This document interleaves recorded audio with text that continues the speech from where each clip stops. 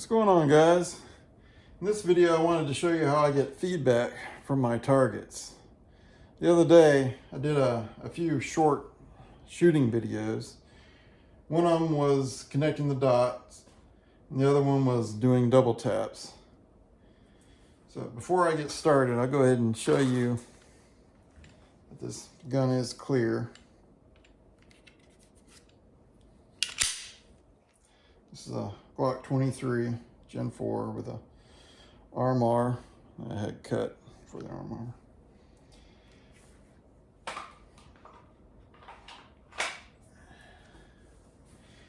In that video, connecting the dots, I was basically putting my red dot, on this black dot on the target.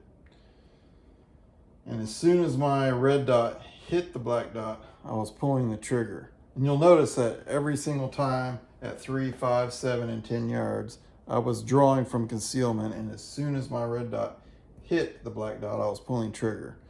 I wasn't trying to do any kind of special breathing or anything like that. I wasn't trying to target shoot per se, but I was going for accuracy. That's why I wasn't super fast, but I also wasn't trying to be super slow either.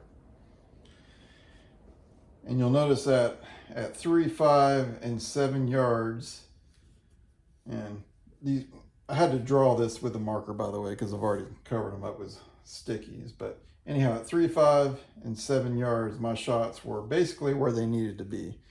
And yes, they are a little bit lower than the black dot, and that's just simply because at 3, 5, and 7 yards, your point of impact is going to be lower because this red dot is sighted in for 10 yards. And so at 10 yards, it's height-wise, it impacted where it needed to, which was just slightly lower than the black dot, but it was to the left. And I'll try to explain why it impacted over here to the left. In that video, if you go back and watch it, if you haven't, you probably should, you'll notice that the gun wasn't recoiling back.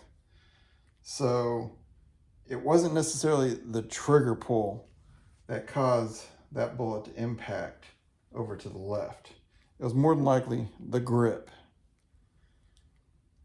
Years ago, people would have told you that if your bullet was impacting over here or over here, that it was probably your trigger pull. Well, if you had a weak grip or weak wrist or whatever, yeah, that might have been the case. But if you got a really firm grip, more than likely it's not going to be your trigger. You're not going to move the gun that much with your trigger.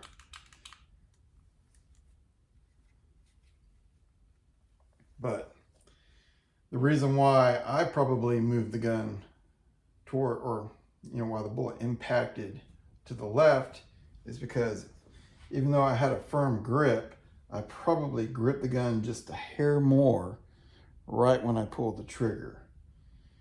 Because I had a firm grip, and you notice I grip it to where there's this, you'll see a little bit of white in my fingertips right there. But as I was pulling the trigger, I probably applied a little bit more pressure to these fingers. And I noticed that when I do that, I will literally move my red dot a little bit more towards that direction. So right when I pulled the trigger, I moved the gun in that direction. And that's why it impacted over there. Now at 10 yards, that's still not a bad shot. And if you're a beginner shooter or you're someone who shoots maybe a few times a year, that's still a good shot. And most people won't say nothing about that. That if you look at a target like this, you're still impacting like right on the edge of that X ring, and you're still within the 10 ring. So it's not a bad shot. But when you're going for accuracy, extreme accuracy, and that drill is for accuracy, yeah, you're going to look at that and say, well, I want to try and move that shot over there as much as possible.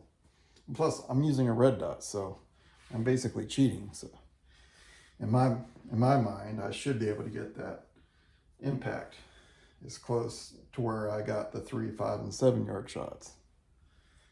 So, and I do use a red dot because, you know, yeah, my eyes are not what they used to be. You know, I got a little gray here, as you can see. So yeah, once I get beyond 3, 5, and 7 yards, I have a hard time seeing iron sights, especially when the lighting conditions change. Trying to make out the sharp edges on iron sights is not easy for me anymore. So yeah, I can make do inside 3 yards in good lighting conditions, but once I get, you know, the lighting conditions change, or I try to use iron sights beyond certain distances, red dot is definitely a game changer for me. So yeah. But yeah, with a red dot, I mean, it's really easy to make accurate hits at 10 yards. So yeah, I expect for myself to get really good shot, you know, accurate hits at 10 yards. So that's what I was talking about in that video when I said, you know, I need to work on that, bring that over. Yeah, I was basically gripping a little bit too hard when I made that shot. I drove the gun a little bit too much in that direction.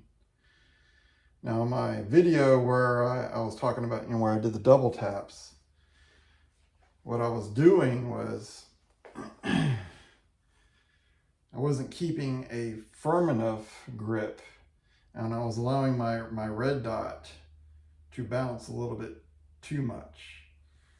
Now, when I'm doing double taps, I'm not trying to put my red dot on the black mark right there. I'm trying to see a flash. You're going to see a flash come in and out. And as soon as that flash is anywhere inside this area, you're going to pull the trigger. You're going to do that in a self-defense situation. You're not waiting for your red dot to settle. And same thing with iron sights. If you got a white, green, orange, whatever you're using for your front sight, as soon as you see that flash come in, you're going to pull the trigger. So that's what I was basically doing out there. As soon as I saw the flash of red, I pulled the trigger. But what I was allowing myself to do was pull the trigger when my flash was doing this instead of doing this. I should have had a little bit firmer grip and kept more control of the red dot. So that's what I was talking about when I said I needed to work on that to make sure I get that fist size group, because that's my goal, is keep it inside of a fist size group. And even though this is a 40 Smith & Wesson, I mean, if you watch the videos, I can control this just fine, even though it's a 40 Smith & Wesson. And there's no porting on this gun. You know, it's a basic Glock 23. The only thing I've done to this gun is have it cut for an RMR. In fact, the cut actually makes the slide a little bit lighter, so if anything, it's probably going to recoil a little bit more. So, but you'll notice that in the videos, the muzzle does not climb very much at all. So I can keep just as much control over this gun as I can a Glock 19. So has nothing to do with the caliber.